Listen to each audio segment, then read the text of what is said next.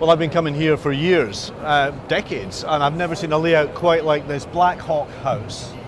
Very unusual, beautiful in its own way. Ian Drummond, your own creation, your layout. Talk us through where it is and what it is. Well, it's based in Colorado.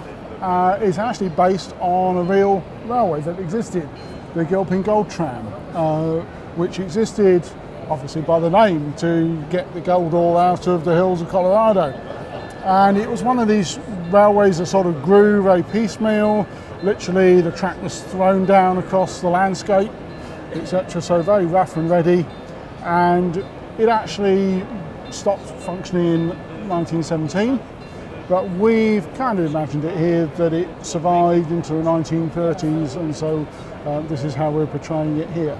We see a fairly standard locomotive, but we also see vehicles that look like road vehicles on the rails, which presumably don't have the same tractive power that the steam engines would have. Yeah, well again, the 1930s was a great period of experimentation in American railways, and all sorts of odd things happened. So for example, you have the rail truck over there, which was literally, as its name implies, is a truck that runs on rails.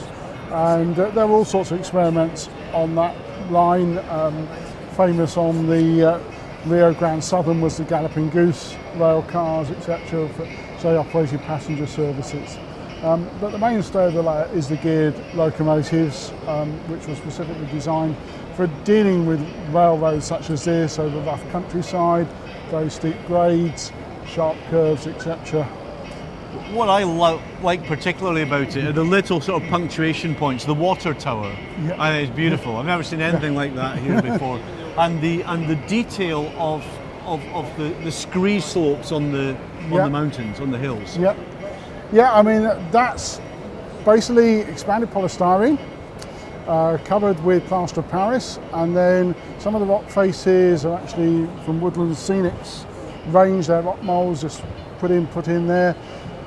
Painted, covered with PVA adhesive, and then Woodland Scenics do a range called a talus range of different grades of rock, and literally threw it at the rock face, and where it's stuck, that's where it sticks. Well, Ian, it's a fabulous effect. It looks great. It's a beautiful layout. Thank you very much indeed for showing us around it. And like any similar layout, particularly I think from America, if you're looking at it, you're actually there.